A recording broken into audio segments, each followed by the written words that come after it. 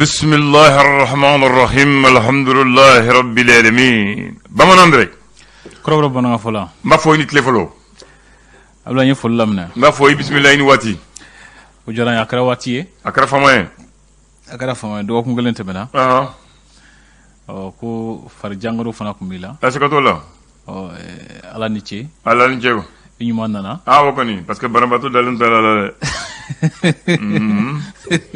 ata do bi jafoni bana isoro oche bana ale de jugu yable sikatola nte jugu rati mala parce que ale bi dese oche bi dese ka ketabe ika ketabela sikatola aywa kene akera nsegera ka osoro ya aw ka kere toro tawla Bachitan ro fana na o kuma amiola fu kenali dili koso ote odo bamanande abla nan ko bamano ko bemo ko etien ko ambe mo ko etien so solitola awo mais ambe kene ko galombo worol o tien abla mawti keliye e to di ni mo ye keliye anti cheyo ubede ala anda ka danfara do be mo ko no nyonche sikatola ibta soro ni hali farkulo ka yeli la folo imana mako la mako mana bonyo fa chugu chugu dan fara do won nyonche namu jogo fana na mana ka chugu chugu mako jogo bete se ga kele ni ya bla adama na tabulu la ibta ga fo ko bi bonyo fa shin chama na ko ka chugu te se ga kele sikatola ko na chugu te se ga kele abi dan fara min bala o ye abe mako min kun kan o de we nani dan fara ko ni nyonche ita sɔrɔ kuma dɔ denguni bɛ se ka ye e fɛ yen denguni bɛ se ka ye ne fɛ yen nka i bɛ taa sɔrɔ e jɔyɔrɔ ni bonya kama yanga min ye ka denguni la o tɛ ne ka denguni la o tɛ tiɲɛ yan ko bɛ ten o de kama a fɔ ko an bɛ mɔgɔ ko e tiɲɛ mɛ an bɛɛ kelen ko nkalon si a bɛ tɛ denguni ya nka est ce que o kɛcogo kɛra kelen ayi o tɛ kelen ko bɛ ten a bila ye u bɔlen don ɲɔgɔn fɛ nka kelenw tɛ a bila ye ayi ko dugutigi sa dɔn ni duguden gansan sa dɔn tɛ kelen ye dɛ o ye tiɲɛ a bila ye duguden gansan sa dɔn ani dugutigi sa dɔn tɛ se ka kelen ye sabula jɔyɔrɔ kelenw tɛ mɔgɔ sugu kelenw tɛ an bɛɛ ye adamadenw ye nka a ye min fɔ sisan bonya min bɛ dugutigi kan o jɔyɔrɔ ni o ka tanga kama a n'a sisan kama ani a tun bɛ bɛɛ lajɛlen ka ɲɛmɔgɔ de kun don ni ɲɛmɔgɔ kɔni fatura a bila ni kɔmɔgɔ fatulen tɛ se ka kelen ye sikat'o la wala ko tɛ se ka kelen ye ni a bɛ faama ka ko wala ɲɛma ka ko o ni kɔma ka ko tɛ se ka kelen ye a bila ye ko tɔgɔtigi ka saya jama ani fantan saya jama tɛ kelen ye dɛ o ye tiɲɛ ye sabula bɛɛ ni nakun don i t'a sɔrɔ maa caman kun bɛ gɛrɛ ale la bila ye maa caman ani maa caman jɛra a ye maa caman mako ɲɛ bɛɛ ni i nakun don a ye maa minnu fana mako ɲɛ ani minnu jɛra olu ka can ka tɛmɛ fantan kan sabula kuma dɔ maa caman mako tɛ fantan na faama mako bɛ faama na ka sababu kɛ n k'a fɔ waritigi la ka sababu kɛ a bolofɛn de ye a bila caman min na o bɛɛ tɛ a yɛrɛ kama ko ye nka ni a fatura sisan dusumakasa fana don don olu fana bɛɛ bɛ na tasibila yira o don o de kama fɔ ko u ka jama o ni fantan ka jama tɛ kelen ye sabula ale y'i mako ɲɛ maa caman ye bamanan dɔrɔn bisimila abila nana o diyara n ye bi ye tarata ye sɛbɛn kalo ye tile 7 sɔrɔ san 2021 ye fasiribaw sɛbɛnni kɛ fasiri gafew kɔnɔ an bɛna lajɛ fɛrɛ tɛ fɔlɔ kumaba dɔw ka se ka o dɔw ɲɛfɔ mɔgɔw ye walasa faamali ka se ka sɔrɔ kow labila ye an b'a daminɛ gafe mun tɔgɔ ye info matin information ɲuman b'a la bi yan ayiwa sɛbɛnnen don k'a fɔ ko jamana marabagaw ɲɛmɔgɔ dr sukali kokala mayika o ko ale kɔni ye sɛbɛn dɔ di CEDEAO ka sɔrɔnadonba min bɛ wele ko memorandum dantigɛli dɔw b'a kɔnɔ ɲɛfɔli caman b'a kɔnɔ ka ɲɛsin camajɛ fanga lahalaw ma a bila ko dira CEDEAO ka sɔrɔnadonba ma ko forosati ɲɛmɔgɔba commissaire Umar Samake ko ale seginna ka taa kaso la nɔ la nka ko mun de dira a ma wala mun de kɛra wasa taara o mun de fɔra ma o kuma olu kɛmɛ ko ɲininka ni tɔmi bila yen nɔ u ɲɛko don u ka jamanaden ɲɛko don jamana denw ka ɲɛko ka sigi pour que mɔgɔw ka dusu ka da n'o tɛ a bila nin ko in kuma kun bɛ sɔn ka caya n'o kɛra a bɛ kɛ fanga lagosi ye o yɔrɔ la a kɛra ta hakili la o ɲɛna ko sisan man nɔgɔ kosɛbɛ Bamakɔ impôt bolofara minnu bɛ Bamakɔ yan ko sisan man nɔgɔ u bolo kosɛbɛ a bila an da awɔ ko waati ka gɛlɛn l'indicateur du renouveau ale y'a sɛbɛntiya k'a fɔ ko cɛmancɛ fanga dɔ farali a waati kan ko a kuma fɔra ko politiki ɲɛmɔgɔw kɔni ye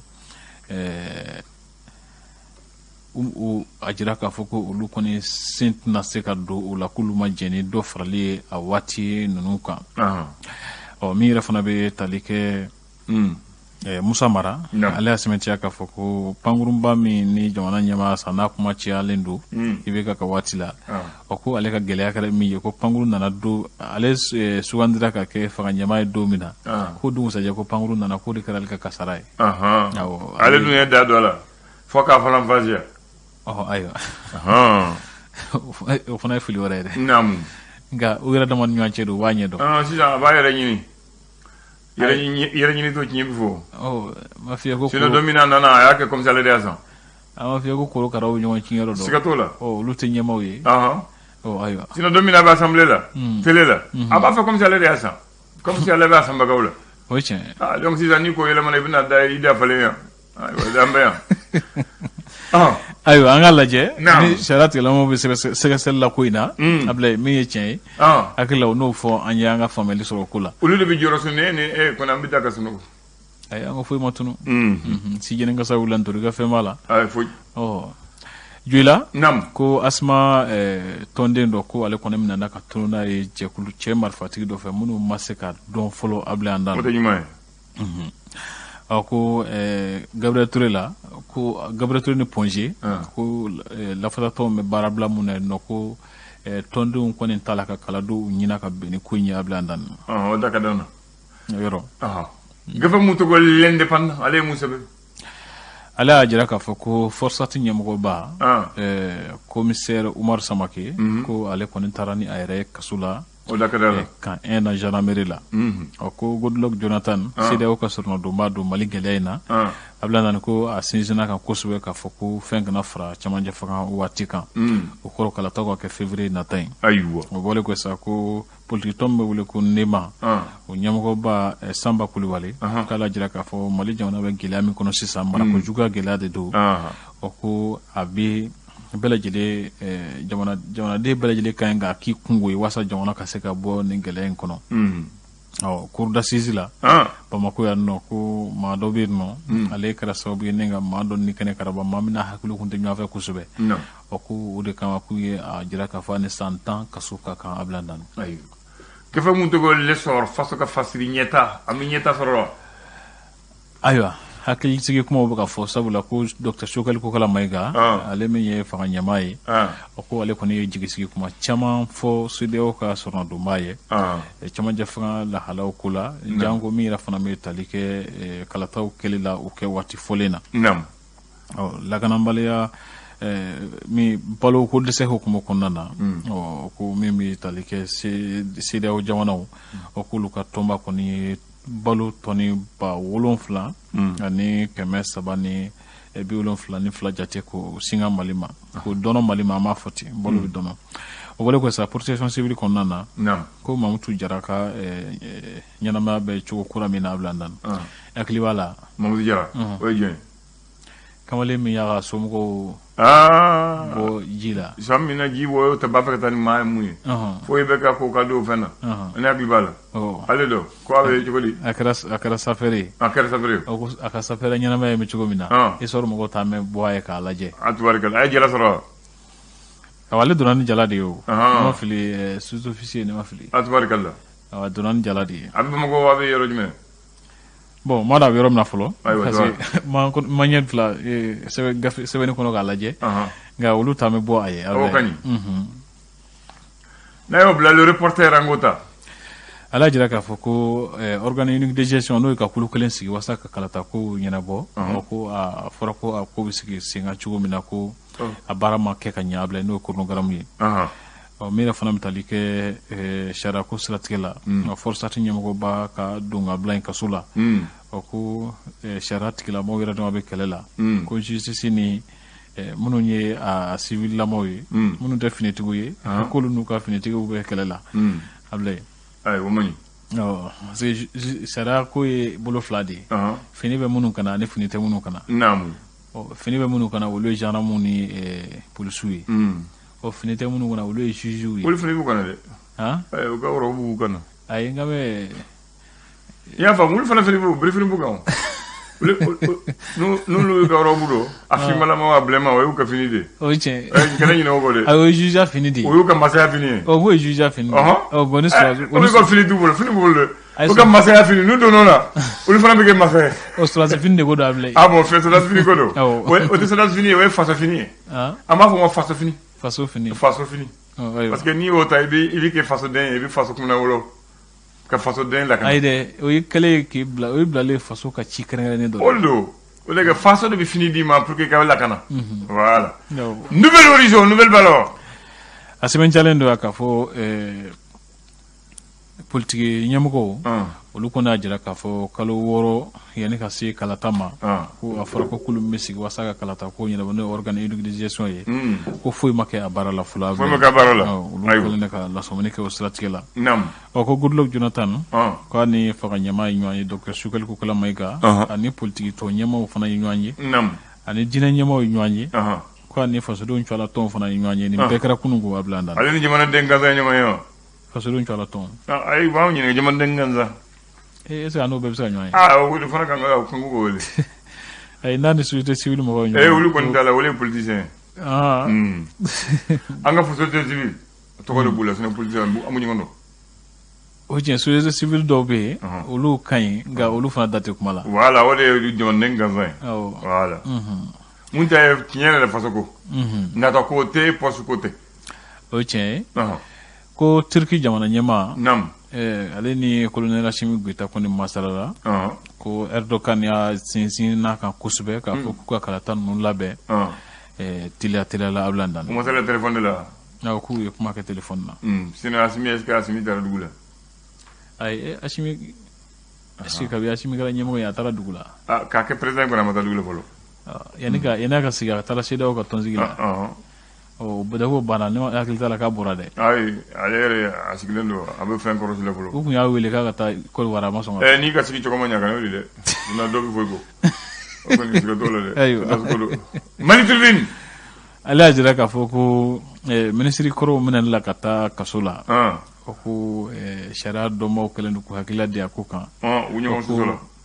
Ko sariya ka gɛlɛn. Siga t'o la. Nka ko sariya ye dabila ye. Sariya kɔni ye sariya ye. Mais a bɛ fantan de kan. A ka gɛlɛn dɛ. N'i y'a ye sariya mankan bɔ la parce que u sɛgɛrɛ jɛgɛ ba de ma sinon jɛgɛmisɛnw minɛ kuma ma fɔ. O ye tiɲɛ. Kumabaw minɛna. Bube ninnu dɔw minɛli jamana in kɔnɔ. N'a kun fɔra an ye an kun b'a fɔ k'an bɛ sogo la. Non olu fana kɛra ni fanga bɛ na i bɛ kɛ jamanaden mun ye u ɲinini dogo. Ablaye. Bube ye dɛ. Bube ye mais n'i y'a ye y'a mɛn bɛɛ parce que sisan fanga banna. An ka o fana n b'o fɔ bi dɛ. O ye tiɲɛ. Waati min Bube ye ni bi ye kɛlɛ yan. Ka taa da ko ale ni maa 70 bɛ chambre kelen na u si n ko ye hɛrɛ ye hadamaden ma. Faama mun bɛ da kelen climatiseur kɔrɔ ka taa da ale ni maa 70 de ɲɔgɔn kan. An ka da ala la k'a fɔ fanga bɛ ban. O ye tiɲɛ ala ta ye kow ye. A banna. Kow bɛ ala de bolo. Ala ta y'a ka kow ye. Ko kɛnɛya soba 3 na ni kolo bɛ baarabila la. O ye jumɛn ye bolo. Baarabila. A tɛna kɛ hôpital du Mali ni n k'a fɔ hôpital Gabriel Touré ni Point G n kɔni m'olu kalama sabanan ye sa. O y'o delilen kan ye. An delila o ta la. An delila olu ta la. Ko ne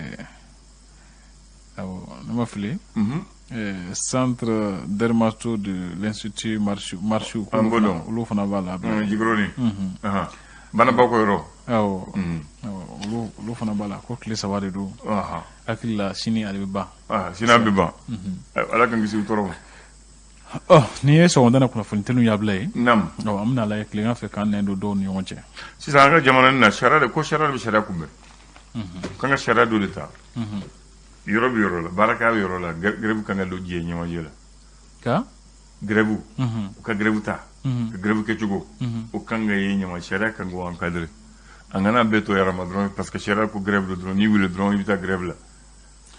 A kan ka jateminɛ ne hakili la dans les réformes là o kan k'o yɔrɔ jateminɛ secteur bɛ secteur la an t'a fɔ taa grève la dɛ mɔgɔ ko grève kan ka encadrer ka sharia krengen ne dini tabulu krengen ne ga sino kenya ta nunu goni dongo do abta grève la awdumba don kenya tutulonge banatu suda donc kanga frère yini anda fu ko na ta grève le de mo ko grève ta castro yanni ko ta castro asirada o ya ke chugo nyuma de able ne ni Senegal si korobado de la ka kuma ne ka mango ne ma fam ngoni wat la na grève ka cham ko no kujuko nyom fledo malta nyom fledo ngo mune bina da ngolo mune mo ko ye akone ma ko nyafa chugo kele ne bala ko chama me Senegal la sisa ku makala kama o ma nyini ka do o ko geladi no te ko Senegal ko folo e bi sika fo de nyini e ba fo folo ko a